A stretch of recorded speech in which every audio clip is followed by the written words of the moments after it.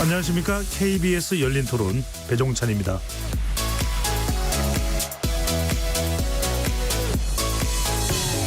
KBS 열린 토론, 정치권 밖에서 국회를 바라보는 정치 토크, 국회 외사당 시간입니다. 4.10 총선 이제 5일 앞으로 다가왔는데요. 막판에 다다른 선거전이 한층 과열되고 있는 모습입니다. 특히 오늘과 내일은 사전투표가 실시되고 있는데요. 사전투표율과 최종 투표율이 선거 결과에 미칠 영향에도 관심이 커지고 있습니다. 이런 가운데 후보자들의 막말과 의혹, 그리고 정부의 정책을 둘러싼 갈등도 막판 변수로 떠오르고 있죠. 닷새를 앞두고 더욱 뜨거워진 선거전, 선거 막판 판세에 영향을 미칠 변수들은 무엇이 있을지 정치권 바깥의 시각으로 날카롭게 분석해 보도록 하겠습니다. KBS 열린 토론, 국회 외사당 지금 출발합니다. 치열한 토론 속에서 더 나은 세상을 찾아갑니다. 올바른 세상을 만드는 첫걸음. 평일 저녁 7시 20분 KBS 열린 토론.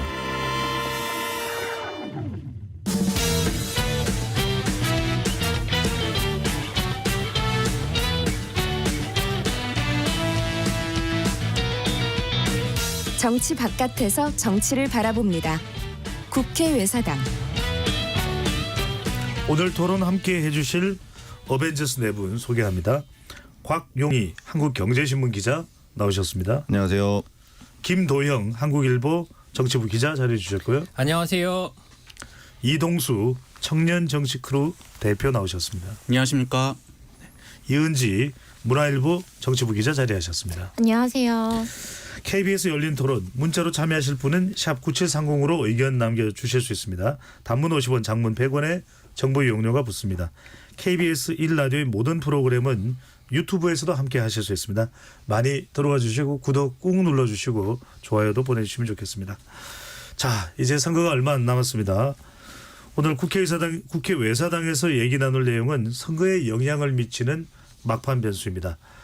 자, 네 분이 보시기에 이 선거에 미치는, 이번 선거에 미치는 가장 크게 영향을 주는 변수가 뭘까요? 먼저 김동희 기자.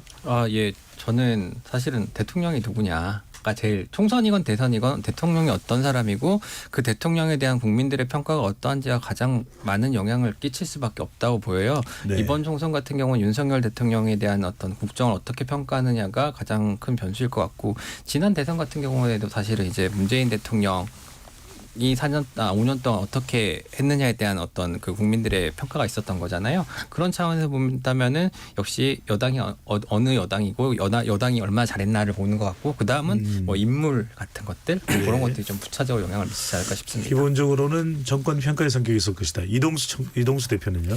예, 보통 이제 선거에 영향을 미치는 요인을 크게 세 가지로 꼽잖아요. 구도, 뭐 이슈, 인물 이렇게 보는데, 이 정치권에 이런 얘기가 있잖아요. 뭐 총선은 회고적 투표의 성격이 강하고 또 대선은 전망적 이 투표의 성격이 강하다. 아무래도 우리나라가 대통령 중심제이다 보니까 대통령의 권한이 많고, 또 그래서 이제 대통령을 뽑을 때는 사람들이 뭐 인물 됨됨이나 이런 것들을 많이 보시는 것 같아요. 근데 이제 총선 같은 경우는 방금 전에 김 기자님 말씀하신 것처럼 아무래도 이제 그 어떤 이 정권에 대한 어떤 심판, 뭐 아니면은 뭐 정권 안정 이런 것들을 이제 유권자분들께서 많이 보시기 때문에, 그래서 저도 이번에는 구도가 또 가장 중요하게 작용하지 않을까 이렇게 생각을 합니다. 역시 마찬가지로 정권에 대한 평가 성격이 강할 것이다. 이은지 기자. 이제 저는 이제 한 민주당 의원이 했던 말이 기억에 남는데, 선거라는 거는 사람들이 우리 정당을 지지하게 만드는 게 아니라 투표장에 나오면 우리 당을 찍는 지지층을 얼마나 투표장으로 끌어모으느냐, 그 싸움이다. 다른 게 없다라고 이야기를 했는데, 그래서 얼마나 더 분노하느냐, 국민들이 정권에 대한 분노 이런 것들을 끌어올리는 것이 민주당으로서는 중요하다라는 말을 했는데요. 좀 그런 차원에서 정말 지지층을 투표장으로 끌어모이는, 오늘 저희가 토론할 주제를 관통하는 투표율도 굉장히 중요한 변수로 자리 잡을 거로 생각을 하고요. 또 두 번째로 판세적 측면에서는 이제 국민정서법이라고 많이들 말을 하는데, 최근 이제 양당 할 것 없이 후보들이 뭐 부동산 문제라든지 자녀 특혜, 이런 국민 눈높이에 맞지 않는 논란들이 좀 발생을 하고 있는데요. 이런 것들도 투표를 좀 하고 싶은 요인을 떨어뜨리게 되는 게 아닌가. 또 이번에 제가 현장 르포를 좀 나가 보니까 생각보다 사람들이 물가 이야기를 정말 많이 하더라고요. 네. 뭐 어떤 정치적인 공세나 이념적인 문제 뭐 이런 것들 좀 떠나서 좀 고물가, 경제, 민생 이런 것들도 이번 선거에서 굉장히 큰 변수가 될 수 있지 않을까 생각합니다. 가경희 기자한테는 이걸 좀 여쭤보고 싶네요. 대통령이 임기 중반에 있는 선거가 정권 평가 성격이 강하다는 그런 또 주장과 또 야당의 또 공세도 있긴 하지만 또 국회의원을 뽑는 선거이기 때문에 국회 다수당인 야당에 대한 심판 뭐 이런 주장도 뭐 국민의힘을 중심으로 해서 나오긴 해요. 어떻게 보시는지요? 사실 이제 국민의힘과 이제 대통령을 구분하고 싶었던 게 그건 국민의힘의 어떤 노력이었던 것 같아요. 어떻게 보면 이제 대통령 지지율이 현저하게 떨어지니까 그걸 단절을 시키고 싶어서 그런 식으로 이제 좀 단절을 하고 싶어 했는데 지금 돌아가는 판세를 보면은 사실상 어제 최근 여론조사를 보면은 거의 윤석열 대통령 지지율과 국힘의 지지율이 일치하는 추세를 보이는 것 같습니다. 결국은 양자를 동일시하면서 같은 심판론으로 귀결되는 게 아닌가라는 생각이 좀 듭니다. 그 대통령은 한 명인데 국회의원은 300명이잖아요. 그러면 이제 야당 심판론, 민주당 심판론이라고 하기에는 그 응집된 분노가 누구 하나를 딱 이렇게 모이지가 않는 것 같아요. 제 생각에는. 그러니까 이제 뭐 우리 지역에는 민주당이 잘못한다고 해도 우리 지역에는 저 사람 열심히 하는 것 같은데 뭐 주말마다 열심히 뭐 우리 축구에도 열심히 나오고 뭐 인사도 잘하고 중앙에서 정치 잘한 것 같다. 이러면은 또 그게 민주당 심판론이라는 것 자체가 이제 희석될 수가 있는 거잖아요. 그래서 한기나 이재명 대표하고는 무관할 수도 있다. 그렇죠. 물론 뭐 당연히 뭐 야당에 대한 심판론 자체 그리고 뭐 발목 잡기 프레임이라든가 뭐 이런 것들이 영향을 미칠 수 있다고 보는데 그 정권 특히 대통령이나 한 사람을 편성되는 정권에 대한 심판론보다는 아무래도 동력이 떨어질 수밖에 없지 않나 그런 생각이 듭니다. 그래서 저는 뭐 예를 들어서 야당 심판론도 작용할 수는 있다고 생각을 합니다. 근데 그걸 여당이 같이 심판론으로 맞서게 되면 여당이 불리할 수밖에 없다고 생각을 하는 게 야당은 심판할 만한 어떤 건덕지가 많지는 않잖아요. 근데 사실 여당 같은 경우에는 뭐 정책을 어떻게 했느냐, 물가가 어떻느냐, 하다못해 과거에 노무현 대통령 시절에는 비가 안 와도 노무현 때문이다, 막 이런 이제 유행어가 막 돌 정도로 이렇게 여당 심판론이 많이 이제 정부 심판론이 많이 일었었는데 같이 심판론으로 맞서는 거는 저는 무조건 여당에게 불리한 전략이다라고 좀 생각이 됩니다. 네. 각 기자는 생각할 때 역대 선거 뭐 대선도 좋고 지방선거도 좋고 가장 크게 선거 결과에 영향을 미쳤던 그런 변수가 혹시 기억에 떠오르는 게 있을까요? 아까 전에 이제 기본적인 변수는 다들 말씀해 주셨는데 저는 개인적으로 이제 연령별 투표율 같은 게 이제 늘 승패를 좌우하는 상당히 중요한 변수였다고 생각을 하거든요. 올해는 특히 이제 60대 이상 고령층 이 유권자가 이제 31.9%여가지고 30대 이하 유권자를 처음으로 초월을 했다고 하더라고요. 실버 유권자 수가 더 많아졌네요. 네, 30.6%니까 1.3%포인트가 앞서는 상황이 됐습니다. 근데 이제 70세 이상 이제나 60대에서 이제 그 2022대 총선 유권자 의식 조사 자료를 보면은 그 투표 의지도 상당히 좀 높아졌어요. 이것만 보면은 사실 실버 투표 형태로 가면은 아무래도 보수 쪽에서 좀 유리하겠다라는 판단이 될 법한데 문제는 이제 진보 성향의 86세대가 처음으로 이번에 60대로 또 진입을 합니다. 그렇기 때문에 60대가 되게 치열한 대립구도로 전환될 수 있는 가능성이 제기가 되고 있다는 점이 이번 좀 관건이고 포인트인 것 같습니다. 그렇군요. 그 60대 이상이 이제 30대 이하보다 많아졌다는 기사를 제가 제일 처음 썼는데 그 기사를 딱 쓸 때 봤던 게 뭐냐면 연령 효과라는 게 있고 그다음에 이제 뭐 집단이 같은 걸 하는 그 세대 효과라는 게 있어요. 연령 효과는 나이가 들수록 보수화되는 건데 그거 두 개가 부딪히는 지점이 지금 딱 60대거든요. 나이가 든 만큼 보수화가 됐을 거냐 아니면은 민주화를 함께했던 집단적 경험을 공유하는 사람들이 또다시 민주당을 찍을 것이냐가 이번 선거에 되게 중요한 관전 포인트가 될 것 같습니다. 불과 4, 5년, 5, 6년 전만 하더라도 진보와 보수, 민주당 지지 성향과 보수정당 지지 성향을 나누는 기준이 대체로 50대 중반이었는데 60대로 옮겨갔다라고 하는 또 분석도 해주셨습니다. 자, 누가 좀 말씀을 해주실까요? 오늘 사전투표가 있었는데 사전투표율부터 먼저 좀 말씀을 누가 좀 해주시죠. 예, 제가 살펴보고 왔는데요. 사전투표율이 전체 15.61%로 종료가 됐습니다. 이게 굉장히 높은 그 수치인데요. 이게 예. 지난 총선이랑 비교하면 지난 총선 같은 경우는 12.14%였어요. 이제 첫째 날 딱 끝났을 때. 그러니까 지난 총선이랑 비교했을 때 3.47%가 3.47%포인트가 높은 상황이고요. 대선이랑 비교하면 대선 투표율이 워낙 높기 때문에 대선 사전 투표율보다는 1.96%포인트 낮은 상황입니다. 네. 근데 이게 세부적으로 보면 굉장히 재밌는 게요. 이른바 이제 민주당 텃밭이라고 할 수 있는 호남 지역에서 특별히 좀 사전 투표율이 높은데요. 광주 같은 경우엔 19.96%로 오늘 종료가 됐고요. 전북이 21.36%, 전라남도가 23.67%입니다. 반면에 그 이제 국민의힘의 텃밭인 대구 같은 경우에는 12.26%고요. 그다음에 경북의 경우에는 16.24%입니다. 뭐 경북의 경우는 낮지는 않은데 대구 같은 경우에 상당히 많이 낮다고 볼 수가 있습니다. 예. 자, 이현지 기자, 지금 우리가 사전 투표를 가지고서 뭐 민주당도 그렇고 국민의힘도 그렇고 또 제3지대도 사전 투표율에 대한 분명히 정치적 해석, 또 선거 결과에 대한 또 해석 이런 부분이 있을 텐데 어떻게 보고 있습니까?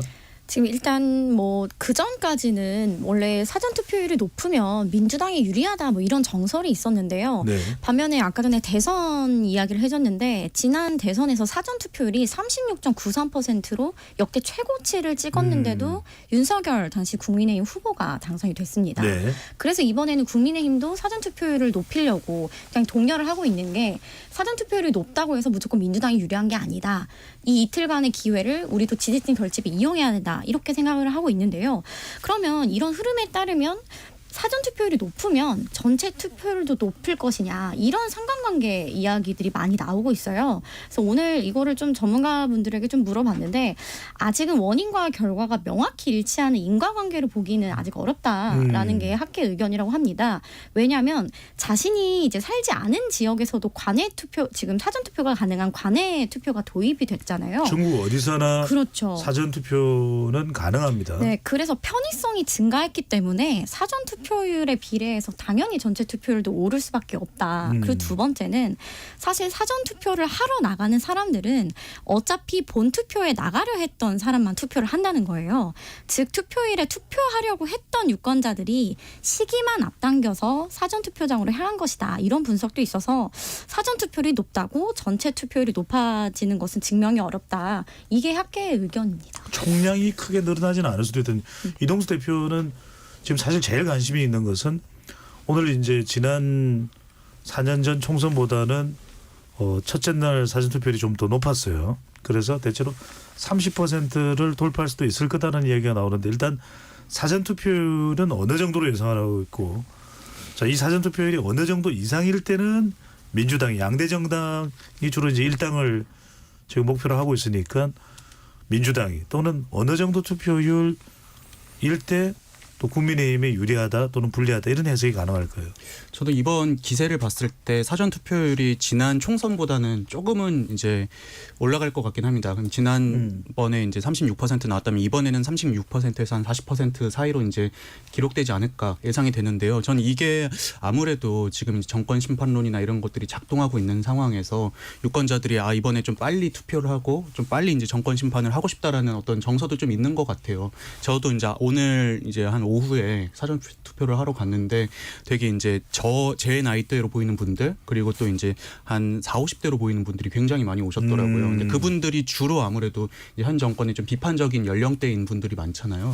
그래가지고 저는 아무래도 사전 투표율이 이번에는 높다는 게 조금 국민의힘에 불리하게 작용을 하지 않을까 생각이 되고 실제로 이제 지역적인 측면에서 봐도 아까 김 기자님께서 말씀해 주신 것처럼 지금 현재 이제 호남 지역의 투표율이 높고 또 이제 영남 지역의 투표율이 낮은 상황인데 이제 이게 또 정권 심판론이 작용하고 있다는 네. 이제 증거인 것 같습니다. 가용 기자는 하고 싶은 말씀하시고 일각에서는 우리가 이 사전 투표가 되기 전에 나왔던 투표 의향에 대한 조사들을 보면 대체로 국민의힘 지지 성향의 유권자들 연령대가 높은 60대 또 70대 이상은 본 투표를 하겠다. 이게 또 사전 투표에 대한 뭐 부정 투표 이 시비가 붙으면서의 불신 뭐 이런 부분들도 작동하는 거 아니냐라는 또 해석도 나오는데요. 저도 이제 그렇게 좀 생각을 하는 게 유독 이제 국힘 쪽 보수층 지지자들이 유독 사전 투표를 안 했거든요. 왜냐하면 아무래도 사전 투표함을 열면은 좀 불리하긴 근데 이거는 사실 사전 투표는 그 보수보단 진보 쪽에서 많이 하는 건 전 세계적인 현상이긴 합니다. 그런데 이런 게 계속 반복이 되니까 부정선거 논란까지 있었잖아요. 사전 투표는 부정선거다.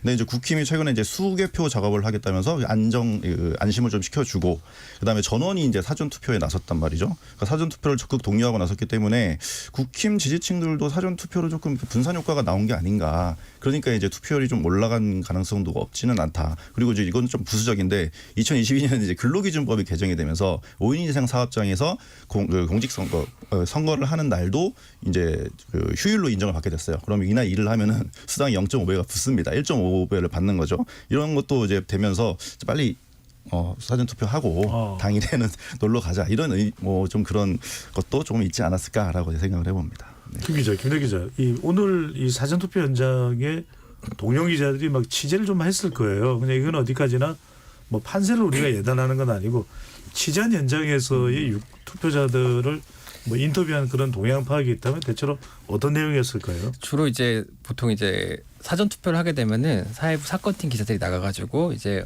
오늘 왜 나오셨냐 뭐 이런 것들 물어보거든요. 그런데 이제 대체적으로 많은 답변이 어쨌든 정부에 대한 실망을 좀 했다. 그래갖고 빨리 좀 심판하는 게 좋겠다라는 의견도 상당수 있었고요. 뭐 그런 반면에 또 이제 이재명 대표라든가 뭐 이런 부분에 대한 불만을 표시하는 분들도 분명히 있긴 했습니다.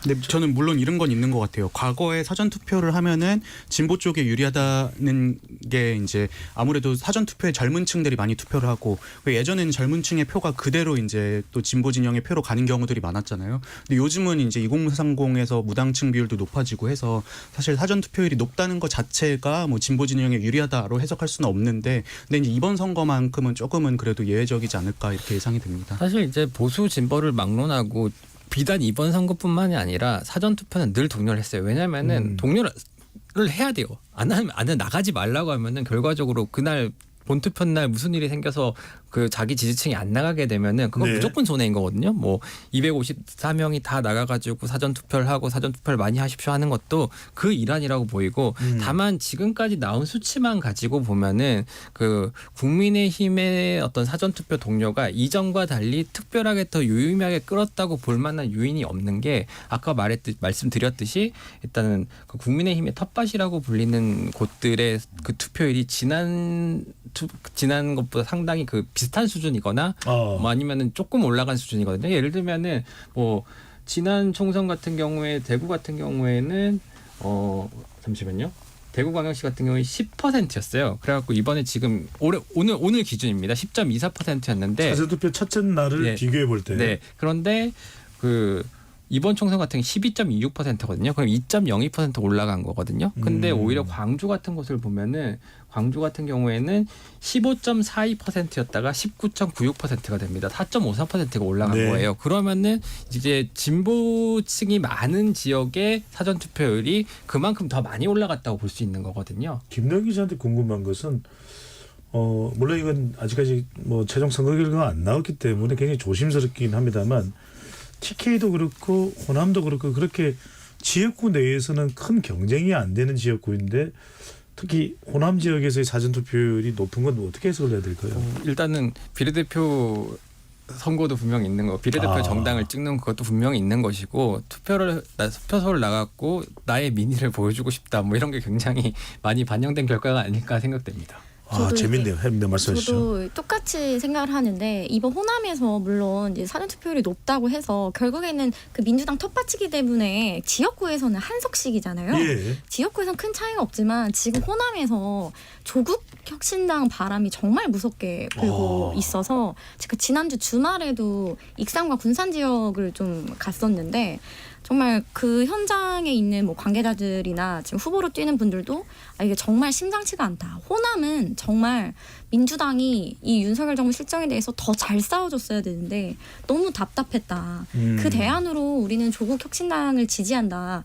이런 현상이 너무 많이 나타나서 이런 것들이 투표율로 나타나게 되는 이현지 기자 이야기는 비례투표 그렇죠. 네, 정당에서 민주당과 조국 혁신당이 경쟁하는 구도가 사전 투표를 올렸을 수 있다 이렇게 보는 것이죠. 네, 맞습니다. 그리고 저는 그것도 있는 것 같아요. 기세라는 것도 있는 것 같아요. 지지층들의 기세. 왜냐하면은 이제 흥이 나서 나라도 한 표라도 더 이제 보태야지 하고 이제 투표장에 가는 것과 우리 당 이번 내가 지지한 정당 이번에 너무 실망스러워서 투표하기 싫다 이래서 안 가는 그런 분들도 있을 거 아니에요. 근데 이게 확실히 지난 2년 전 지방선거에서 보면은 광주 전남의 투표율이 다른 지역보다도 가장 낮았고 역대 최저였거든요. 근데 그 당시에는 이제 막 뭐 이재명 대표의 어떤 개항 출마라든지 이런 논란들도 여러 개 있고 해서 민주당 지지층이 전반적으로 투표장에 참여하지 않는 그런 경향들이 나타났었는데 이번에는 지난 지방선거와 완전 반대 분위기가 이제 좀 나타나고 있는 게 아닌가 이렇게 보여집니다. 네, 비례투표 정당 경쟁도 사전 투표율에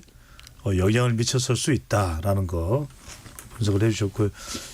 김정 기자한테는 이게 또 궁금합니다. 우리가 오늘 이제 사전 투표도 투표지만 막말 의혹에 투표 선거 영향에 미치는 변수 이 부분을 이제 집중적으로 이야기를 하고자 하는데 자 그래서 예전에 이제 그게 기억납니다. 오늘 우리 차근차근 한 사례들 다 짚어볼 텐데 2004년에는 노무현 전 대통령의 탄핵 후폭풍도 상당히 큰 변수, 제일 큰 변수였죠. 그런데 이것과 대응됐던 것이 좀 충돌했던 것이 바로 정동영 당시 당의장이었나요? 전 의원이 노인 폄하반을 했던 것인데 당시에 어느 정도나 그냥 뭐 지금 우리가 사후적으로 이제 추정하는 겁니다만은 대체로 뭐 의석수로 따진다면 대체로 어느 의석수나 가져올 걸 못 가져오는 원인이 됐다 또 이유가 됐다 이렇게 봐야 될까요? 그 당시에 이제 노무현 전 대통령 탄핵 역풍이 엄청 거세게 불었지 않습니까? 그래가지고 열린우리당이 이제 한 180석을 하는 거 아니냐, 뭐 이런 얘기가 나왔던 때잖아요. 근데 실제로 그 정동영 전 당시에 이제 당 의장인데 노인들은 투표장에 나오지 마시라 이런 발언을 하면서 결과적으로는 열린우리당이 152석을 얻었거든요. 그러면 단순히 산술적으로 계산한다면은 한 30석 정도를 날렸다. 뭐 요런 분석이 나오는데 이제 근데 분명히 노인층 반발을 산 것도 사실인데 실질적으로 얼마나 어떤 영향을 미쳤냐를 따져보기가 굉장히 어려운 게 이게 사실은 선거에선 대조군이 없잖아요. 예를 들면 이 말을 했을 때랑 이 말을 하지 않았을 때 두 가지를 놓고 비교를 해야 이 말의 영향력을 평가할 수 있는데 뭐 현실 세계에서는 그런 비교는 불가능하잖아요. A냐 B냐 구분을 할 수는 없는 거니까. 네, 그래서 뭐 이제 그 이전에 최고 분위기가 좋았을 때랑 실제 선거를 비교해 갖고 한 30석 정도 얘기를 하는데 근데 제가 재밌는 거는 당시에 선거를 치렀던 한 의원 말이 있어요. 이분은 당시에 좀 어렵게 당선이 된 분인데 네. 그때 탄핵 역풍으로 열린우리당 그 지지율이 좀 과다 표집돼 있는 상태였다고 자기는 기억을 한다는 거예요. 그래가지고 아마 일주일만 선거가 미뤄졌었으면 자기는 졌을 거다. 이런 식이었거든요. 그래서 제가 정동영 의장이 이 발언을 언제 했는지 찾아보니까 4월 1일이에요. 그리고 당시에 선거가 4월 15일이거든요. 네. 그러면은 그 사이에 1일부터 15일 사이에 어느 정도 탄핵으로 인한 역풍도 빠지는 지지율이 오르면 또 빠지게 되잖아요. 그런 효과도 분명히 있었을 거라고 좀 지적을 하시더라고요. 네, 그래도 180석까지 이상 예견됐던 의석수가 최종적으로 152석이었으니까 화경희 기자는 또 생각나는 선거 막판에 영향을 줬던 뭐 막말, 실언 또 변수 어떤 게 있을까요? 와, 이거는 제가 뭐 입으로 옮기기도 좀 그럴 정도로 이제 기억이 나는 게 있는데 그 옛날 차명진 의원이 당시 이제 미래통합당 의원이실 때 21대 선거 앞두고 이제 지난 4년 전이죠? 그렇죠. 네. 네, 이제 세월호 유족들 앞에 두고서 좀 뭐 제가 말하기 좀 그렇지만 시체 발의를 한다, 뭐 징하게 뭐 한다 이러면서 이제 거의 욕설 수준의 이게 진짜 막말이었죠. 막말을 쏟아내면서 그게 결정적으로 선거 패배에 크게 일조를 한 게 지금도 좀 선명하게 좀 기억이 납니다. 네. 가뜩이나 열세였던 판세 자체가 중도층이나 또 지지층들이 투표소로 나오지 못하게 되는 원인으로 작동했던 거 아닌가 이렇게 볼 수 있는데 또 기억나는 게 저는 네, 김민희 기자. 저는 가장 기억에 남는 게 이부망천. 저도. 정태욱 의원. 이게 왜냐하면 지역을 특정을 해서 말했거든요. 그럼 그 지역 의원들한테는 진짜 굉장히 치명타가 될 수밖에 없어요. 왜냐하면 이제 이혼하면 부천으로 가고 망하면 인천으로 간다라는 이런 말을 이제 방송 프로에서 얘기했는데 그러면은 부천에 출마하는 국민의힘 후보들과 인천에 출마하는 국민의힘 후보들은 진짜 선거를 어떻게 치르라는 말인 것인지 그래갖고 실제로 막 와가지고 빨리 제명하라 그러고 난리도 아니었죠. 이게 그때는. 그리고 그 차명진 전 의원의 막말 같은 경우에는 사실 일상에서 입에 담기가 좀 그렇잖아요. 근데 이건 이부망천이라는 단어를 아예 워딩을 만들어냄으로써 이게 되게 재밌는 게 제 주변에도 이제 부천으로 이사 가거나 인천으로 이사 가는 친구들이 농담조로 이걸 네. 아직까지도 얘기를 하거든요. 이게 과거에 90년대 박희태 전 국회의장이 이제 내로남불이라는 단어를 만들었다고. 아, 그게 박희태 전 의장이 만든 네, 단어니까 그렇게 이제 내로남불이. 그렇게 네. 만들었는데 그게 아직까지 회자되고 있는 것처럼 이부망천이라는 단어도 저는 한동안은 사라지지 않고 계속 이제 회자되지 않을까 약간 이렇게 보입니다. 왜 그랬을까요? 네, 이은지 기자. 네, 그 김용민 전 후보 같은 경우는 막말 논란으로 이제 후보까지 사퇴를 했었어요. 그게 정말 큰일이었는데 최근에 민주당에서도 과거 발언으로 김준혁 후보라든지 이런 분들이 문제가 되고 네. 있는데 후보 사퇴를 지금 안 하고 있습니다. 그 배경으로 정치권에서 하도 이러한 막말로 인한 게 쌓이다 보니까 역치값이 높아진 거예요. 그래서 당에서도 예전에는 김용민 전 후보 같은 경우 바로 이제 막말 논란에 아예 황급히 진화를 하고 후보를 내렸는데 지금은 점점 그러지 않고 있다는 거죠. 그런 부분은 조금 안타깝다 이런 지적도 나오고 있습니다. 그런 이유는 뭐라고 보세요? 어떻게 보면은 이게 자극이라는 것이 사실 계속 오게 되면 처음에는 이 어떻게 이런 막말을 후보가 할 수 있지? 아 이것은 사퇴할 사안이다라고 생각했던 것들이 최근 정치권에서 이런 막말이나 뭐 논란들이 너무 좀 심각한 것들이 많이 터졌잖아요. 네. 그래서 이제는 좀 웬만한 막말 가지고는 이게 후보 사퇴할 만한 거리가 안 되는 거죠. 안타까운 네. 현실이라고 볼 수 있습니다. 이게 전 그 19대 국회 때 보면은 그 당시에 이제 민주당의 장하나 의원이 뭐 박근혜 대통령 탄핵 얘기했었고 또 다른 의원이 뭐 박정희 전 대통령 두고 태어나서 안 될 존재였다 해서 귀태라는 단어 써가지고 2016년인가요? 네, 그쯤이었던 것 같습니다. 네. 그게 논란이 많이 됐잖아요. 근데 지금 생각해 보면 차라리 그 단어들을 격조 있는 단어였다. 약간 이런 느낌이 들 정도로 방금 전에 이 기자님이 말씀하신 대로 이 역치값이라는 게 굉장히 높아진 것 같습니다. 뭐 비슷한 19대면은 2012년인가요? 12년에서 16년 사이가 이제 네네. 19대 국회였죠. 네. 뭐꼭 총선에 연결되는 건 아니지만 예전에 2000년대 초반 같은 경우 제가 기억하기로는 위장 전입만 해도 거의 이제 후보 맞습니다. 송문의 탈락 사유였거든요. 근데 요즘은 위장 전입은 그냥 사과 한번 하면은 그냥 넘어가는 에피소드 뭐라고 해야 되나요? 맞습니다. 그냥 그 네, 정도로 네. 넘어가니까. 부동산 문제도 농지법 같은 것도 네. 그렇고요. 한 근데- 10년 전만 해도 이제 그 당시에 총리 지명됐었던 안대희 전 대법관 같은 경우에는 그 전관예우로 뭐 한 수십억 정도의 수임료를 받았다 그거 하나로 이제 낙마를 했었잖아요. 네. 근데 요즘은 뭐 전관예우는 그냥 기본으로 깔고 가는 것 같은 느낌이 들 정도로 씁쓸하긴 합니다. 아, 참 그래서 이제 그런 사례가 있었던 것 같은데 이런 악재가 터지더라도 때로는 그것이 악재가 되기보다는 지지층들이 더 결집하는 상황도 있었던 것 같아요. 김덕기 기자. 2012년 대선에서는 이명박 정부였습니다. 이 국정원 댓글 사건이 불거졌는데 야당 의원들이 국정원 여직원의 오피스텔 앞에서 대체하는 일이 벌어지기도 했었죠. 대선 사흘을 앞두고 있었고 상당히 좀 큰 악재일 수도 있다 이렇게 판단할 수 있는데 결과적으로 나중에 사후 해석은 박근혜 후보 지지층들이 더 결집을 했다 이런 해석도 나옵니다. 어떻게 보세요? 이제 결과적으로 보면은 선거를 앞두고 그 당시 이제 경찰에서 이제 비방 댓글 발견되지 않았다 뭐 이런 식으로 얘기를 했던 거잖아요. 근데 네. 선거를 앞두고 뭐 이런 뭐랄까 정무적 사건에 대한 수사 결과를 이렇게 얘기를 해버리면은 국민들이 믿지를 않습니다. 이제 자기들이 믿고 싶은 대로만 믿으니까 예를 들면은 뭐 자기들이 원하는 결과 나오면 저 봐라. 혹은 원하지 않은 결과 나면 또 정부 편을 드는구나 뭐 이런 식이 돼 버리는 거죠. 그래서 말씀하신 것처럼 오히려 양당의 지지층이 서로 결집하는 효과만 좀 나타나는 것 같고요. 이게 좀 상당히 좀 안타까운 게 이제 뭐 야당 같은 경우에는 이제 한쪽에서 이제 음모론이 되는 거고 한쪽에서는 이제 우리가 이겨야 되는 정당성을 부여하게 되는 거고 뭐 이런 식으로 되니까 그 어느 한쪽에 유리한지는 저는 정확하게 판단 조금 어려울 것 같은데 근데 그거 자체가 선거에 미친 영향은 굉장히 큰 것 같습니다. 네. 여하튼 최종 결과는 중간 발표가 어쨌든 간에 예, 박근혜 후보의 또 당선이었기 때문에 예, 그렇죠. 사후적으로는 또 그 결과를 기준으로 해서 결집했던 거 아니냐 이런 해석도 네, 나오긴 네, 네. 합니다. 예, 예. 자, 결과적으로 이명박 전 대통령도 국정원 조금 전에 2012년 대선에서 자, 수사 사항이나 이런 부분들이 진행될 경우에는 상당히 이제 선거에도 영향을 줬는데 이번 경우에는 이현지 기자, 이재명 대표도 뭐 재판을 받는 과정입니다만 또 이제 선거 때라서 재판이 미뤄지거나 뭐 불참이 되거나 연기되기도 하고 이런 것 자체가 그렇게 지금 선거 판세는 물론 이제 최종 선거 결과가 나오지는 않았습니다만 그렇게 크게 영향을 미치지 않아 보이는 이유는 뭐라고 봐야 될까요? 일단은 이미 너무 오래 축적된 리스크고요. 이미 선반영이 됐다고 보시면 될 것 같고요. 그다음에 두 번째로는 이미 지난번에 2차 체포동의안이 이제 가결이 돼서 이제 이재명 대표가 이제 구속 취재 심사를 받고 왔잖아요. 근데 결국에 구속영장이 발부되지 않았습니다.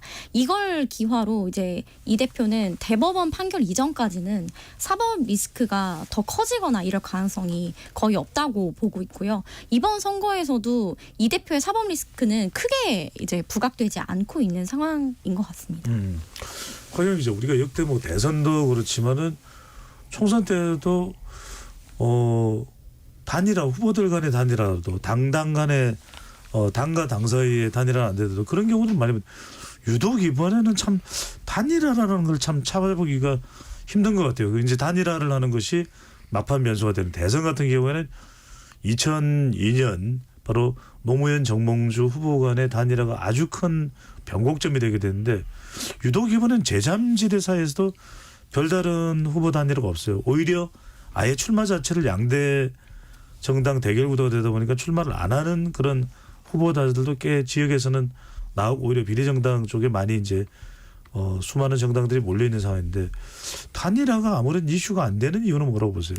이번에는 아무래도 친정을 좀 걷어차고 나온 분들이 많아서 그게 단일화 이슈가 예전만큼 좀 되지가 않는 것 같아요. 지금 얼마 전에 한동훈 위원장이 또 이준석 대표를 향해서 이제 뭐 합당 가능성을 열어놓는 듯한 발언을 하기도 했는데 일단 나오는 과정에서 약간 학을 떼고 나온 분들이 좀 많아서 예전만큼은 이제 단일화 구성하기가 쉽지 않은 판도가 있고 고개 숙이고 들어가기도 뭐하고 이미 그렇게 나온 상황에서 그래서 좀 판도에서는 당분간은 단일화 이슈는 크게는 논란이 되진 않을 것 같아요. 저는 준연동형 비례대표제 도입도 크다고 생각하는 게요. 과거에는 이 비례대표제 같은 경우도 이제 준연동형이 아니라 그냥 투표를 받는 대로 의석을 배분하다 보니까는 자기가 소속된 당이 일단은 투표를 많이 받아야 되는 거잖아요. 근데 이제 준연동형 비례대표제 된 이후로는 그래도 어느 정도만 받으면은 지역구 의석이 없어도 이제 어느 적당한 의석을 확보를 할 수가 있기 때문에 그래서 이제 지역구에 과거에는 나가서 이제 뭐 예를 들어서 3당이 1등을 하긴 어렵겠지만 2, 3등 정도의 지위를 차지하면은 뭐 단일화 과정에서 협상도 하고 뭐도 하고 이랬을 텐데 이제는 대표적으로 조국혁신당 같은 경우에는 아예 우리는 지역구 없이 그냥 비례대표만 먹겠다 이렇게 해서 나가서 지금 돌풍을 일으키고 있는 거잖아요. 그래서 저는 이 정당들 그러니까 이제 양당 외의 정당들이 준연동형 비례대표제로 인해서 다른 전략을 선택할 수 있게 된 게 또 크게 작용을 했다고 봅니다. 그 총선에서 단일화가 이슈가 되려면은 당대 뭔가 얘기가 계속 나와야 되는데 그러니까요. 지금은 근데 보면 지역구 단일화는 없진 않아요. 예를 들면 부산 연제 같은 경우에는 진보당 후보도 단일화가 됐고 네. 울산 같은 경우에도 그렇고 많지는 않아요. 예, 네. 뭐 그다음에 있는데 뭐 그런 것들이 뭐 개별적으로 이루어지고 있는데 일단은 비례정당이 조국 대표가 만든 비례대표 정당이 일단 지역구에 후보를 냈으면 좀 달라질 것 같은데 오히려 그런 게 큰 이슈가 될 수 있었을 것 같은데 지역구 후보 안 내고 비례대표 후보들만 냈기 때문에 조국 후보와의 그 단일화 구성은 없는 것이고 민주당으로서는 마찬가지로 새로운 미래는 나간 분들이기 때문에 그 명분도 안 서는 것도 사실이고 또 그러면 이제 당대당으로 하려면 개혁신당과 국민의힘인데 국민의힘을 떨쳐나간 개혁신당 입장에서 뭐 이준석 대표와 뭐 한정민 후보가 만약에 뭐 단일화를 한다 이러면은 이준석 대표 표는 모르겠지만 개혁신당을 찍을 비례대표 표는 더 많이 떨어질 거라는 게 좀 정설같이 여겨지는 거잖아요. 왜냐하면 네. 윤석열 정부 심판론 자체가 그 개혁신당 입장에서는 흐려지는 거니까요. 뭐 그런 것들이 총체적으로 영향을 미친 게 아닌가 싶습니다. 그러니까 이제 말씀하신 내용도 포함이 될 것 같은데 이현지 기자 일각에서는 그렇게 이제 국민의힘이나 개혁신당이 단일화를 하더라도 워낙 사실은 서로 간에 갈등 구조가 있기 때문에 별로 단일화 효과가 안 나오는 것 아니냐 이런 것 때문에라도 단일화를 안 한다 이런 이유도 있는 것 같아요. 네, 오히려 역풍이 불 가능성이 크고요. 사실 지금 뭐 새로운 미래는 반민주, 개혁신당은 반국민의힘을 외치고 표방하고 나온 정당인데 또 거대 양당 정치 반대를 기치로 내걸고 나왔잖아요. 그런데 선거에서 이 단일화를 해서 거대 양당과 손을 잡는다? 이거는 자신의 존재 자체, 존재 기반을 사실상 부정하는 것이기 때문에 말씀하신 것처럼 단일화 가능성은 굉장히 낮고요. 또 두 번째로는 단일화를 할 요인도 없다는 겁니다. 특히 지역에서 단일화 동력이 생기려면 제3지대 혹은 무소속 의원이 상당 부분의 표를 가져가서 결과적인 승패에 영향을 미쳐야 하는데 지금 그런 지역이 거의 없습니다. 그래서 정말 한 자릿수 지지율을 보이면서 고전하는 제3지대 후보이거나 거대 정당 그런 후보와 거대 정당이 단일화할 요인이 없고요. 또 민주당세가 유리한 지역에 만약에 새로운 미래 후보들이 출마를 한 경우가 있는데 이러한 지역에서는 워낙 민주당 후보 지지가 오차범위 밖으로 높게 나타나서 역시나 단일화할 요인이 없는 거예요. 또 개혁신당 같은 경우도 그 이준석 대표가 화성에 출마를 했는데 네. 이분의 전략은 국민의힘의 후보를 제외하고 민주당 후보와 본인이 1대1 구도가 되는 게 목표라서 단일화는 처음부터도 상정하지 않았다고 합니다. 그렇군요. 자, 사전투표 오늘과 내일 있습니다. 소중한 한 표를 꼭 행사해 주시기를 또 재차 강조드리고요. 이동수 대표한테 이 부분을 물어봐야 될 것 같아요. 사전투표의 정치학. 한동훈 위원장은 서울 신촌에서 사전투표를 했고 이하여대와 가깝습니다. 네. 또 보도에서 그 부분을 유독 강조하고 있기 때문에 한편으로는 이재명 대표는 대전에서 카이스트입니다. 카이스트는 졸업식이었나요? 윤석열 대통령이 또 행사에 참석을 하기도 했죠. 또 뭐 R&D 예산하고도 거론됐는데 이 사전 투표의 의미 또 윤석열 대통령은 물론 이 부분까지는 굳이 분석을 할 이유가 있을지는 모르겠습니다만 윤석열 대통령도 오늘 사전 투표를 했고요. 자, 한동훈 위원장과 이재명 대표의 사전 투표 장소에 담긴 정치학 어떻게 해석을 해야 될까요? 저는 그 양당의 이제 대표격 인사들이 잊혀져가던 이슈를 다시 한번 끌어올린다는 게 이제 의미가 있는 것 같습니다. 한동훈 비대위원장 같은 경우는 좀 김준혁 후보의 이제 과거 이하여대 관련한 발언들 이걸 다시 한번 이제 언론에 회자하기 위해서 이렇게 이하여대를 신촌 지역을 고르는 것 같고요. 이재명 대표 같은 경우도 이제 그 R&D 예산 삭감했던 것들이 실제로 지금 대전 지역 이제 대덕 연구단지나 이런데 이제 굉장히 큰 불만으로 남아 있다고 해요. 그걸 다시 한번 끄집어내는 의미에서 또 대전을 선택한 것 같습니다. 김덕기 기자는 어떻게 보세요? 저도 뭐 비슷하게 보고 있습니다. 근데 그게 실제로 그 끌어올려져 갖고 총선의 전면에 나온다기보다 이제 인용을 할 때 이것은 어떤 의미가 담겨 있다, 이것은 어떤 의미가 담겨 있다라는 것들을 하루짜리 기사로 소화하기 위한 뭐 그런 정도 용도가 아닌가 싶습니다. 뭐 그냥 했어요 이럴 순 없잖아요. 그렇죠. 당 대표들이. 자, 이현지 기자. 따지고 보면 조국혁신당의 조국 대표는 따로 지역구를 지원할 뭐 명분이 있는 건 아닐 겁니다. 이유가 있는 건 아닐 겁니다. 왜냐하면 지역구 후보자가 있는 건 아니니까. 근데 오늘 이제 사전 투표를 하고 그 지역도 부산으로 선택을 했죠? 네, 맞습니다. 이건 어떻게 봐야 될까요? 그리고 심지어 날짜도 바꿨어요. 원래는 내일 오후에 부산에서 하기로 했었는데 네. 갑자기 이제 오늘 오전에 주요 정당 대표와 뭐 후보들이 오늘 일제히 다 투표를 했거든요. 네. 그런 것들을 좀 고려했는지 내일에서 오늘로 앞당겨서 부산에서 했는데요. 부산은 사실 본인이 이제 뭐 출마 선언을 하기 전부터 이제 자신의 고향이기도 하고 북콘서트를 열면서 굉장히 지지층을 모았던 곳인데요. 어떻게 보면 텃밭인 호남 같은 경우는 이미 조국 혁신당의 바람이 불고 있는데 최근에 문재인 전 대통령이 부산을 잇따라 찾아서 그런 바람에 좀 힘을 보태고 있잖아요. 그런 측면에서 조국 혁신당도 어떤 비례 정당이지만 이제 부산 쪽 PK의 어떤 그런 중도층의 민심도 가져오고자 하는 게 아닌가 그런 해석이 나오고 있습니다. 네, 지역구는 아니지만 낙동강 벨트의 비례 투표에 또 관심을 더 끌기 위한 또 집중하기 위한 그런 전략일 수도 있겠다. 저도 이제 조국 그 대표 같은 경우에 부산에서 이제 태어나기도 했고 또 이제 울산대학교에서 또 강의를 하기도 했었잖아요. 네. 저는 이제 민주당의 그동안의 대권 주자들을 보면은 이제 영남 출신의 후보가 이제 호남의 지지를 얻으면서 동시에 영남표를 끌어올 때 대권에 이제 거머쥐는 경우들이 있었는데 조국 그 대표가 멀리 봤을 때 또 본인의 어떤 영남 지역에서의 영향력을 확대하고 또 이제 후의 행보에 이제 지지 기반으로 삼기 위한 포석도 어느 정도 깔려 있지 않을까 이렇게 생각이 됐습니다. 실제로 보면은 이제 조국 혁신당 같은 경우에 지민 비조라고 하잖아요. 지역구는 민주당, 비례대표는 조국 혁신당 찍어달라고. 근데 지민 비조의 효과라고 한다면은 효과가 가장 뚜렷하게 나타날 수 있는 지역이 부산이 아닐까라는 생각이 들어요. 왜냐하면은 워낙에 거기가 경합 지역인데다가 만약에 조국 혁신당이 한 표라도 더 가져올 수 있고 그 조국 혁신당이 한 표라도 더 가져온 표가 민주당에 얹힌다면은 그래 선거 결과를 바꿀 수 있는 곳이 어딜까라고 생각을 해보면은 부산이 가장 큰 가능성이 있지 않나라는 네. 생각이 듭니다. 그러면 오히려 민주당 지역구 당선에도 곽영희 기자, 조국 혁신당이 조국 대표가 뭐 기여했다 이런 평가나 또 조국 혁신당 내부에서 또 주장이 나올 수도 있겠네요. 저는 뭐 이번에 총선에서 대승을 한다면 만약 그렇다면요. 네. 네, 그런 가능성은 상당히 높을 거고 문재인 대통령이 최근에 이제 지지 발언을 하고 하시는 것도 그런 거랑 좀 연결이 돼 있지 않나 생각을 좀. 그 민주당계 정당들이 보면은 과거에도 이제 개파 갈등이나 이런 것들이 심했기 때문에 당내에서 개파 갈등이나 어떤 실망스러운 모습들이 많이 불거졌을 때 이제 지지층들이 투표를 포기해가지고 이제 대패하는 경우들이 있었거든요. 2007년 대선, 뭐 2008년 총선이 가장 대표적이었을 것 같은데, 근데 이제 이번에도 사실 3월 초까지 뭐 이제 그 이재명 대표 공천, 친명 공천, 뭐 소위 그것 때문에 이제 당내 어떤 분란도 심했고 지지층들이 아예 투표를 포기할 뻔한 상황에서 조국 혁신당이 등장함으로써 이제 유권자들이 아무래도 조국 혁신당 비례대표 찍는 김에 또 지역구를 민주당 찍을 거 아니에요. 국힘 찍진 않을 거 아니에요. 그래서 그래가지고 이제 이 조국 혁신당이 투표를 포기할 뻔했던 유권자들을 끌어옴으로써 민주당의 어떤 지역구 지지율 상승에 기여한 바도 굉장히 크다고 생각을 합니다. 네.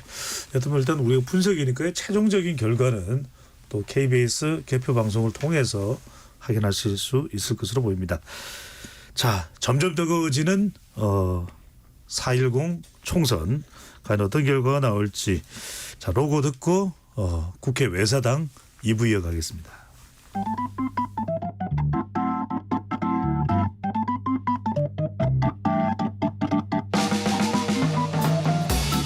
세상을 바꾸는 질문 열린 토론이 시작합니다. KBS 열린 토론은 언제나 열려 있습니다. 단문 50원, 장문 100원의 유료 문자 샵 9730 그리고 KBS 어플리케이션 콩으로 여러분의 의견을 남겨주세요.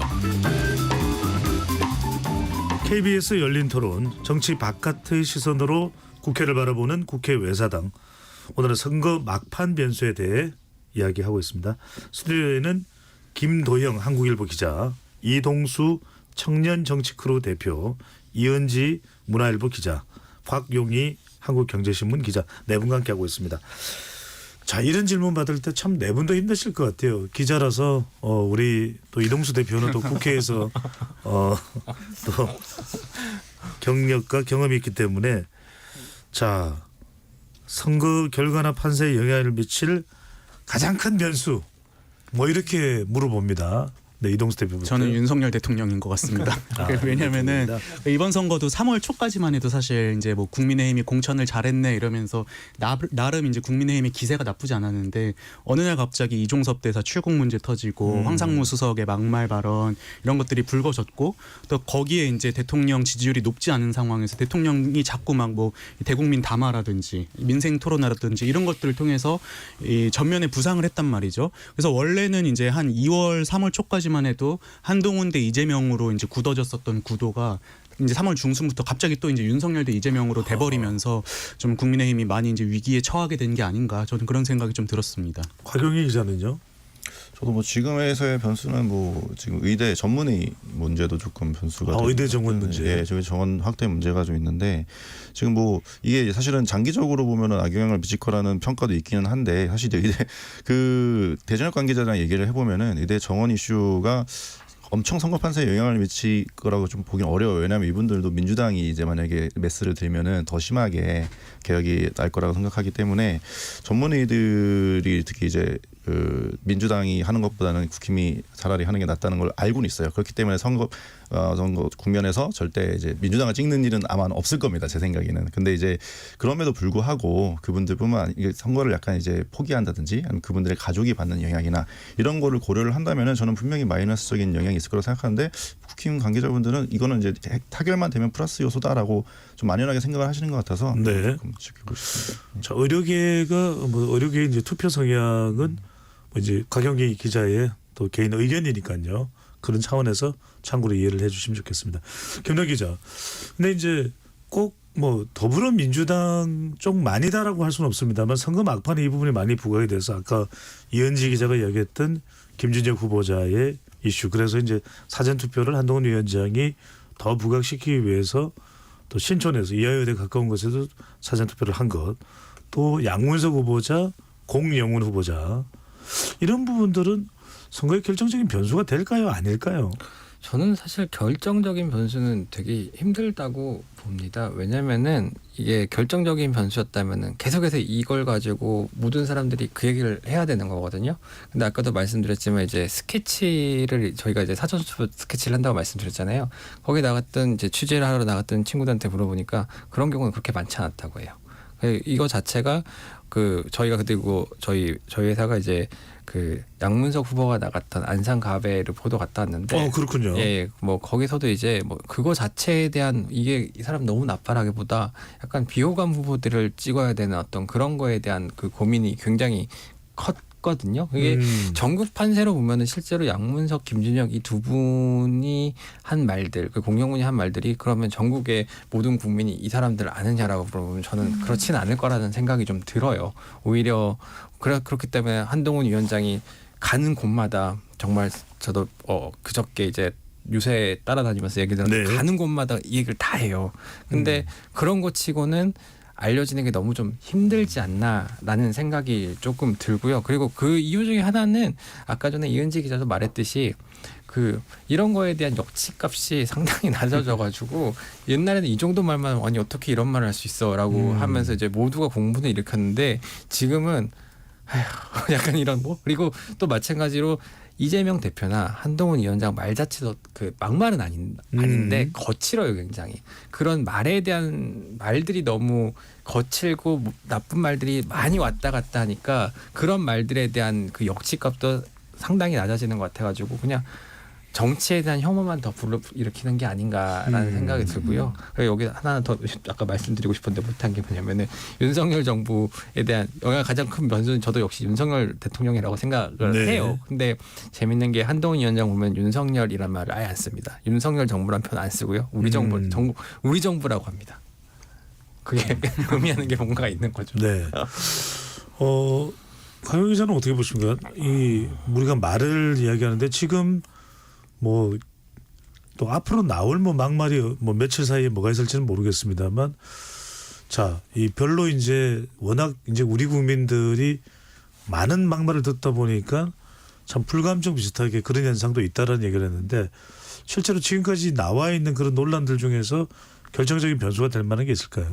저는 이제 역치값이 높아졌다는 이은지 기자의 지적이 너무나도 동감을 합니다. 사실 그거는 큰 변수가 안 될 거라 생각을 하는데 근데 저는 김준혁 후보랑 양문석 후보는 조금 다르게 봐야 될 것 같다는 생각이 들거든요. 왜냐하면 한동훈 위원장은 지속적으로 운동권 청산론을 펼쳐오면서 그 계속 공격을 해왔는데 이거에 대해서 그동안은 민주당이 잘 방어를 해왔어요. 막 빠르게 이게 후보에서 솎아내고 이런 식으로 해서 잘 방어를 해왔는데 이 양문석 씨 같은 경우에는 일단 양문석 후보 같은 경우에는 부동산 이슈인데 그건 문재인 정부 사실 최대 실정 중에 하나고 민주당 소속 후보자가 이걸로 좀 큰 돈을 벌었다. 이건 이제 과거 트라우마를 좀 건드렸다는 생각이 들고요. 또 이제 편법 대출 문제도 사실은 공정성 문제잖아요. 이거는 이제 부동산과 공정성 이건 사실 이제 지난 대선에서 민주당이 패배한 결정적인 이유로 손꼽히는 것들 중에 하나인데 이 스윙 보터인 20대 30대 유권자들에게 아 맞아. 지난 대선 때 내가 이래서 윤석열을 찍었던 게 아닌가라는 생각을 상기시키는 어떤 그게 될 것 같고 호재가 뭐 국힘 입장에서 호재가 될 것 같고 그렇기 때문에 앞으로 지속적으로 아까 우리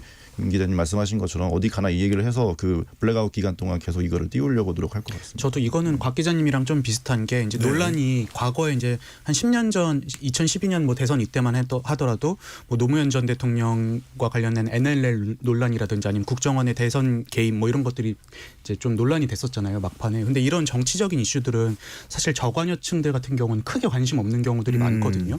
근데 이제 양문석 후보의 논란 같은 경우에는 과거 이제 이미 막말로 공천 때 이제 논란이 됐던 분이 다시 또 이제 부동산이라든지 편법 뭐 이런 대출 뭐 이런 것들이 문제가 되고 있기 때문에 이런 것들은 좀 일반적인 국민들에게 그래도 정치 이슈보다 훨씬 더 큰 영향을 끼치게 되지 않을까 저는 좀 그렇게 예상을 합니다. 네.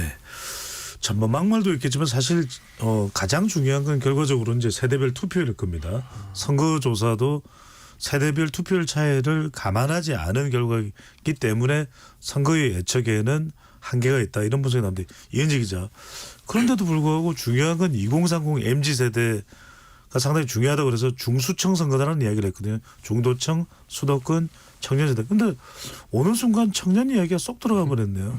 네, 실제로 이번에 그 최근 여론조사에 따르면 그 무당층 비율에서 2030이 굉장히 높게 나타나고 있어요. 또 한 가지 소개를 해드리면 한국갤럽 3월 4주차 조사에 따르면 이번 총선에서 정권 안전론과 정권 견제론 이 두 가지를 물은 결과 모르겠다고 답한 비율이 20대는 21%였고요. 30대는 16%였습니다. 다른 계층은 다 한 자리 숫자였거든요. 그래서 다른 연령에 비해서 중도층이 굉장히 큰 폭으로 나타난 건데 아직 누구를 찍을지 결정하지 못한 이제 2030 표심이 다른 연령에 비해 압도적으로 많기 때문에 말씀하신 것처럼 큰 변수로 나타날 수밖에 없는데요. 이 조사는 전국 만 18세 이상 1,001명을 대상으로 진행한 자체 조사고요. 95% 신뢰 수준의 표본 오차 플러스 마이너스 3.1%포인트입니다. 네. 자세한 내용은 중앙선거 여론조사 심의위원회 홈페이지를 참조하시면 됩니다. 네, 날짜가 어떻게 되나요? 조사 실시한 날짜가요? 조사 실전 이게 정례 조사인데 3월 4주차인데 제가 정확한 거는 PD님이 확인을 해주실 거라고 생각이 됩니다. 26일에서 28일 아, 28일까지요. 한국갤럽 정례조사. 그래서 특히 이제 20대 경우에는 이제 성별로도 성향이 갈려서 그것 또한 변수입니다. 2022년 대선에서 방송 3사 출구 조사 결과 20대 여성은 58%가 이재명 당시 민주당 후보를 찍었고요. 20대 남성은 58.7%가 윤석열 당시 국민의힘 후보를 지지했어요. 네. 같은 해 지방선거에서도 역시 이러한 흐름이 똑같이 나타났는데요. 이제 이번에 근데 투표율이 더 떨어질 것으로 전문가들은 좀 예측을 하던데 그 이유로는 현재 4050이 된 과거 2030 세대는 참여형 무당층이었다고 합니다. 기존 정당이 싫어도 투표는 하러 가야지. 그래서 어느 정당이든 찍었다는 거예요. 그런데 현재 2030은 탈이념, 탈정치 성향을 가진 특수한 무당층이라서 부동층이 굉장히 많을 수밖에 없다라고 분석을 하더라고요. 네. 근데 2030 투표 태도나 또 투표 의향이나 투표율에 대해서는 이제 김동희 기자가 이전에 관련 기사를 또 작성을 했던 것도 기억이 나는데 네네. 지난 대선 같은 경우에는 2대남 2대녀 3대남 3대녀가 갈렸단 말이에요. 이번에도 그럴까요? 실제 궁금한 건 실제 투표 의향이 적극적일까 아닐까. 그리고 이들이 투표한다면 남녀 간의 차이가 있을까 어떨까. 그리고 이들이 투표장에 나왔을 때는 민주당 쪽의 지지 성향이 강할까 국민의힘 쪽의 지지 성향이 강할까 이 부분도 궁금해요. 그래갖고 저희가 2030 28명을 따로 이제 심층 인터뷰를 했었어요. 아 그래요? 예. 이거 왜 이야기 안 했어요 진짜? 아 지금 얘기를 하려고요. 네네. 그래가지고요 이제 28명을 했는데 이분들이 28명 중에 24명이 총 투표를 하겠다고 하더라고요. 근데 이제 그 중에 10명이 한 41.6%인데 지지할 정당을 아직 찾지를 못했다라고 하더라고요. 근데 지지할 정당을 보통 투표를 할 거냐고 물어보면은 투표를 한다고 얘기하는 게 그 무조건 나온 답변이고 지지할 정당이 없다고 얘기하시는 분들은 안 할 가능성이 상당히 커요. 네. 근데 그 이유가 뭐냐라고 했더니 사실은 지난 대선 같은 경우에 2030들의 투표장을 이끌었던 동력이 공정 또는 젠더잖아요. 근데 지금 총선에 와서 양당이 내놓은 걸 보면은 공정도 흐릿해지고 젠더 문제도 사실은 없어진 거거든요. 왜냐하면은 국민의힘 같은 경우에는 이제 운동권 심판론 하겠다고 했고. 그리고 뭐 민주당 같은 경우에 정권을 심판하겠다고 했고 그럼 여기에서 이제 2030들이 관심이 있는 공정이나 또는 뭐 젠더나 이런 담론들이 살 자리가 없었던 거잖아요. 이번 총선 같은 경우 완전히 기존의 그 주류라고 할 수 있는 40, 50, 60 세대가 원했던 프레임을 갖고 두 정당이 싸우고 있는 거고 거기에서 청년들의 목소리가 들어갈 틈이 없었던 거잖아요. 그 어쩌다가 뭐 이제 운이 좋은 청년층들이 청년 정치인 몇 명이 공천을 받았을지는 모르겠지만은 네. 그 사람들이 거기에 대해서 뭔가 얘기를 하지 못하잖아요. 그 비율은 또 현저히 적습니다. 예. 네. 그 사이에서 이제 어떤 이제 이 말이 되게 인상 깊었는데 어떤 정당이 어떤 정책적 비전으로 우리의 삶을 어떻게 나아지게 할 것인지 확신이 서지 않는다는 거예요. 그러니까 이제 결과적으로 남는 건 이분들한테 이제 대파로 상징되는 어떤 물가라든가 경제 이슈 뭐 이런 거라도 조금 되길 바라는데 그런 얘기도 상당히 적다 보니까 뭐 체념하고 있는 약간 이런 분위기가 사실 많이 읽혔습니다. 이게 저는 개혁신당 등장하고 이준석 대표가 지역구로 빠진 요인도 있다고 봅니다. 그러니까 예, 뭐 2021년 4.7 재보궐선거부터 22년에 있었던 대선 지선 보면은 그냥 표현하자면 이준석을 막아라였거든요. 예, 이준석 대표 되고 나서 이제 본인의 지지 기반이었던 2030 남성들 중심으로 뭐 젠더 이슈라든지 이런 청년들이 관심 가질 만한 이슈들을 쏟아냈고 예, 민주당은 그걸 막기 위해서 또 박지원 전 비대위원장이나 이런 분들 등판시켜 가지고 막고 이러다 보니까 이제 청년들이 아무래도 정치적인 효능감을 느끼기도 했고 또 본인들이 관심 있는 이슈니까 많이 이제 좀 참여를 했었는데 네. 지금 같은 경우는 이준석 개혁신당 나오면서 이제 좀 동력이 빠진 부분도 있고 이준석 대표도 사실 지금 이제 동탄에서 선거운동 하느라 중앙 무대에서 이제 활약을 좀 못 하고 있잖아요, 과거에 네. 비해서. 그래서 지금 이제 김 기자님이 이야기하신 대로 이제 이 청년 아젠다가 양당에서 실종된 게 또 이제 2030의 무관심으로 나타나고 있는 것 같고 그런 점에서 이제 하나를 예측하자면 2030의 투표율이 근 몇 년 사이에 가장 낮게 나타나지 않을까 저는 이렇게 예상됩니다. 저도 두 분 말씀에 굉장히 공감을 하는데 개인적으로 이번 총선은 고차 방정식이 아니고 1차 방정식이 될 거다라는 1차 방정식이다? 생각이 듭니다. 네. 이제 특히 청년들이 여러 요인들을 고려해서 유권자들이 투표를 하는 게 아니라 지금은 뭐 아니면 도인 거예요. 정권 심판이냐 아니면 정권 안정이냐. 네. 그래서 뭔가 유권자들이 특히 2030들은 그 본인의 정치 효능감이라든지 이익 아니면 아까 말씀해줬던 뭐 젠더나 어떤 공정 이슈를 가지고 좀 다각도로 생각을 할 수 있어야 되는데 지금 이 선거는 그런 것들을 던져주지 않고 있어요. 그래서 각 당이 포지티브 선거를 하면 여러 가지 정책들도 비교해보고 후보들 면면도 따져보면서 좀 다채로운 판단 근거를 가지고 투표에 임할 텐데 지금은 거대 양당이 오히려 극과 극으로 나뉘어서 더 선명하게 더 이제 정권 심판이냐 야당 심판이냐 이제 양당 모두 심판을 들고 나와서 선거를 너무나 선명하게 만들어 버린 거예요. 더 극명하게. 그래서 이제 총선이 원래는 대선이나 이런 지방선거보다 후보 개인기도 중요하다는 말을 굉장히 많이 합니다. 예. 그래서 총선 공천이 중요하고 그런데 이번 총선은 그래서 공천 파동도 크게 영향이 없었다라고 판단을 하는 게 후보 개인기보다는 이러한 거대한 심판 구도 내에서 어느 당의 손을 들어줄 것인가 하는 1차 방정식으로 흐를 수밖에 없는 거예요. 그러한 결과로 제3지대 파이도 더욱 줄어들었다. 저는 이렇게 좀 분석을 해보고 싶습니다. 네. 고차 방정식이 아니라 1차 방정식이라고 하니까 수학이 좀 쉬워지나 뭐 이런 생각이 드는데 화경이 제가 볼 때는 이번 선거에서 가장 우리가 주목해야 될 그러면은 2030은 예상보다는 지금 이동수 대표는 투표율이 좀 저조할 수도 있다 이런 이야기를 하는데 그럼 가장 결정적인 키가 되는 연령대는 어느 연령대의 유권자가 될까요? 일단 그 중앙선거관리위원회 22대 총선 유권자 의식조사 이것도 뭐 구체적으로 저희가 근거 자료를 밝혀야 되는지 모르겠는데 여기 보면은 확실히 이게 나오더라고요. 그 30, 그러니까 18세에서 30세 사이에 그 유권자 중에 반드시 투표하겠다라고 응답한 비율이 4년 전보다 10.1% 포인트가 떨어졌다고 합니다. 그래서 50.3%를 기록해 누가 더 명확하게 이제 떨어진 거죠. 그러니까 결국은 이렇게 되면은 그 반대, 이거 스윙 보터가 빠지면 결국은 이제 기존의 고정적인 보수 약간 이렇게 기울어진 운동장이라고 하긴 그렇지만 기존 60대 이상 그리고 70대 이상 그 사람들이 갖고 있던 그 결정적인 그 결집력 이게 이제 좀 더 중요해지는 거고 결국은 이제 70대 이상은 뭐 아직도 보수도 할 수 있지만 아까 다시 한번 말씀드린 것처럼 60대 이제 86세대가 처음으로 진입한 60대에서 결국에는 승패가 가름이 날 것이다라고 평가를 할 수 있을 것 같습니다. 김동희 기자는 어떻게 봅니까? 저도 60대 쪽에서 결과적으로 어느 정당 쪽에 투표율이 대체적으로 높은 연령대거든요. 50대와 60대는. 근데 60대는 우리가 조금 더 보수적으로 분류하기도 하고 50대는 50대 전반과 후반에 좀 차이를 이야기하는 어떻게 보세요? 그 이제 확실히 60대가 제일 중요한 연령대가 된 건 맞는 것 같고요. 파이도 굉장히 커졌고요. 그러고 이제 86세대가 많이 편입이 됐기 때문에 그런 점에 있어가지고 60대다. 예, 60대가 그 굉장히 이번 선거에서 기존에 이제 저희가 하면 이제 40대, 50대는 민주당을 지지를 많이 하고 60대, 70대 이상은 국민의힘을 많이 지지를 했기 때문에 2030 청년층의 표심을 얻는 게 중요했다는 게 지난 대선이었다면 예. 지금 총선에서는 2030 그 말씀하신 것처럼 투표율이 많이 좀 낮을 거로 예상되는 가운데 그렇다면은 세대 효과와 연령 효과, 세대 효과를 똑같이 지금 그 갖고 있는 60대의 투표심이 어떻게 움직이느냐가 제일 중요할 것 같아요. 예. 자, 저희 세대별 투표율이 어떻게 됐냐도 상당히 중요하고 남아 있는 변수들이 실제 이제 얼마나 지속이 되느냐도 참 주목이 되고 있습니다.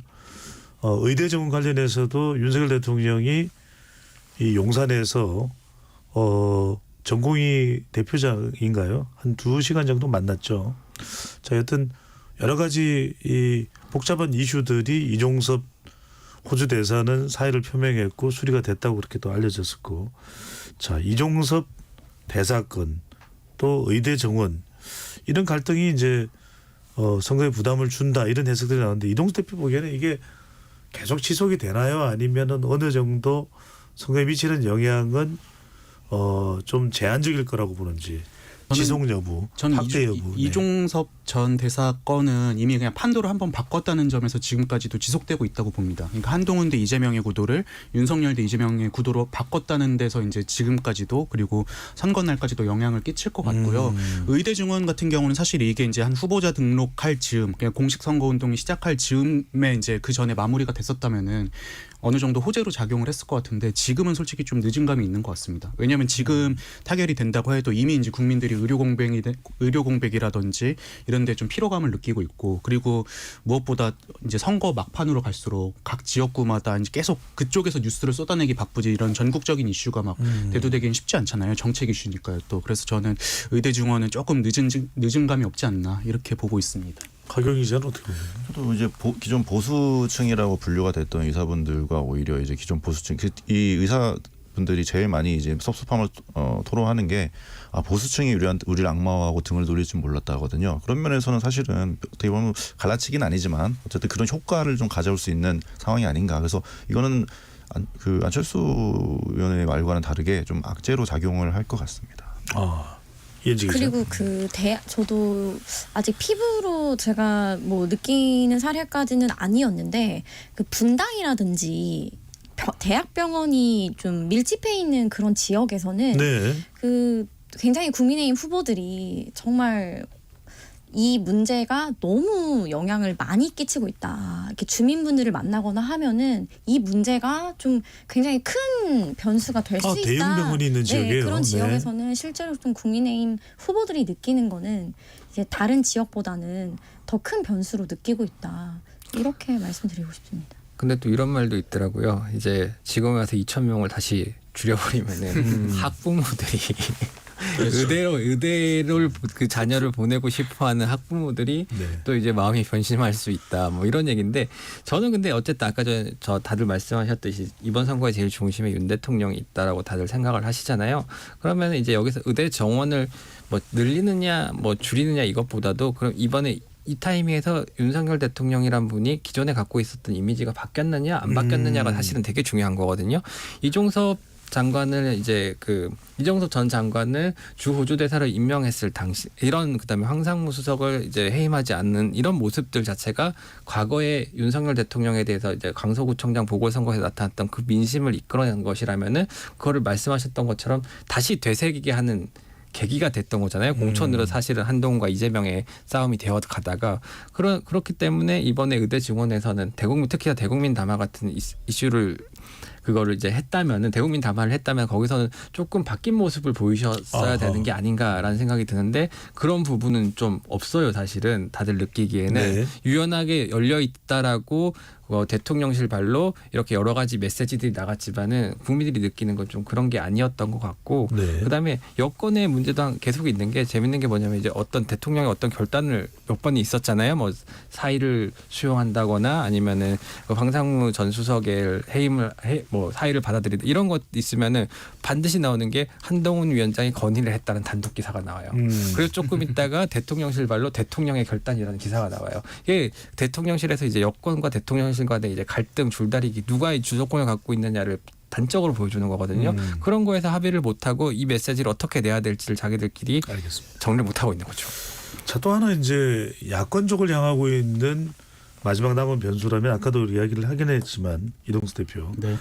뭐 양문석 후보자와 관련된 부분 또 공영훈 후보자와 관련된 부분 선거 종말을 가면서는 김준영 후보자와 관련된 부분이 상당히 좀 부각이 되고 있고 일각에서는 이제 뭐 국민의힘 쪽에서 제기되는 거지만 경기 하남갑의 출마한 추미애 후보자. 뭐 그거는 우리가 뭐 선거 결과는 예단할 수는 없습니다만 민주당이 일당이 된다면은 추미애 국회의장설도 나와요. 뭐 이런 부분들 총선 막판에 변수나 영향 주는 경우가 될까요? 근데 저는 추미애 국회의장 설 같은 경우는 별로 이렇게 큰 영향은 못 주는 것 같아요. 왜냐하면 중앙 뉴스에서 많이 이렇게 나오진 않는 것 같거든요. 네.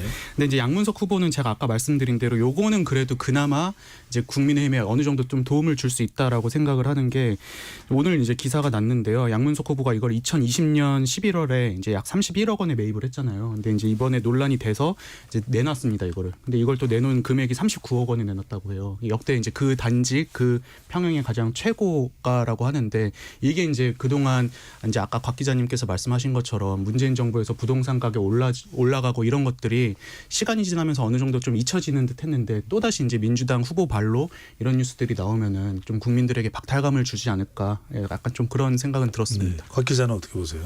마지막 남은 변수로 지금 야권을 향하고 있는 몇몇 후보자와 관련된 이슈들. 사실 많이 썼어요. 그래서 블랙아웃 기간 동안 이제 이 이슈, 아까 이 불법 대출 이슈, 이거를 이제 지속적으로 물고 늘어질 건데, 저는 여기서 되게 재밌는 게 이제 새마을금고 같은 경우에는 향토개발 사업에서 시작된 거 가지고 행정안전부 소속이거든요. 그러니까 이제 되게 이상하게 금융권인데도 행안부 소속이에요. 그래서 이제 행안부가 정식으로 요청을 해가지고 이제 금감원이 이제 나선 건데, 이거를 또 이제 뭐 관건 개입이다 이런 식으로 방어를 하는 모습 자체가 전 또 좀 부정적이고, 이제 아마 남은 기간 동안 한동훈 위원장이 지속적으로 이걸 공략할 거라고 보여집니다. 네. 이현지 기자는요? 저 역시도 영향이 없지 않다고 느끼는 게 이 김준영 후보자나 뭐 공영 후보자 이 좀 논란이 되고 있는 후보자들이 지금 출마한 지역이 민주당에 굉장히 유리한 텃밭이라서 이런 논란이 그 지역에는 영향이 없으나 지금 정말 한석이 귀한 상황에서 격전지를 50곳으로 각 당 다 뽑았어요. 네. 이런 격전지 표심에 특히 중도층에는 충분히 영향을 미칠 수 있다고 보이고요. 네. 네, 이러한 후보 리스크도 막판 변수가 충분히 될 수 있다고 생각을 합니다. 알겠습니다. 선거에 미치는 변수 사전투표 첫째 날 KBS 열린 토론이 살펴봤는데요. 이제는 마지막으로 많은 청취자분들이 기대하는 세 분 기자와 한 분 청년 크루 대표의 이번 선거 결과 예상 의석수를 여쭤보면 이거 선거법 위반 아닌가요? 큰 충격이 올 것 같아서 네 분께 마지막으로 짧은 시간이지만 최종 투표율이 어떻게 될지 네 분께 여쭤보면서 마무리를 하려고 합니다. 자, 이 투표율을 기준으로 해서 총선 이후에 이제 개편에 반영을 한다는 건 제 생각이 아니고요. 우리 김우광 PD가 그렇게 하지 않을까. 자, 이현지 기자부터요. 최종 투표율 예상. 이제 민주당이 65%가 넘으면 뭐 민주당이 이긴다 뭐 이렇게 네, 시간이 없어요. 이야기를 했는데요. 지난 대선 투표율이 66% 정도 됐어요. 네. 아니 지난 총선이 66.2%. 지난 총선이 66%인데 대선 77.1%. 네, 그래서 70% 가까이 나오지 않을까 조심스럽게 예측을 해봅니다. 10초 내로 이야기를 해주시면 좋을 것 같습니다. 네, 저도 안전하게 68%로 가겠습니다. 68% 곽용희 기자고요. 전 72%. 72%요? 왜냐면은 지금 그 총선 득표율만 봤을 때 네. 이제 오늘 사전 득표율만 봤을 때는 뭐 70%는 넘을 것 같아요. 왜냐면은 그 대선 투표율이랑 비슷해 갖고 70%로 하겠습니다. KBS 열린 토론과 멀어지기로 한 건 아닌 걸로 생각하겠습니다. 이동수 대표. 저도 72%에 한 표 걸겠습니다. 72%요? 네, 왜냐하면 총선이 66%가 나왔고 대선이 77% 나왔거든요. 그럼 그 중간쯤 알겠습니다. 해가지고 타 방송국에서 연락이 온 건 아니죠. 자, KBS 열린 토론 이것으로 모두 마무리하겠습니다. 네 분 오늘 말씀 감사합니다. 감사합니다. 네, 여러분들의 소중한 한 표 꼭 행사해 주시고요. 지금까지 KBS 열린 토론 배종찬이었습니다. 국회의원 하면 뭐가 떠오르세요? 그렇게 큰 관심은 없는 것 같고요. 자신들의 이익이 우선인 것 같은 느낌이 강하죠. 부정적이죠. 나라를 위한다고 하지만 결국은 그렇지 못한 것 같고. 좋은 분도 계시지만 개인 사욕 차리는 분들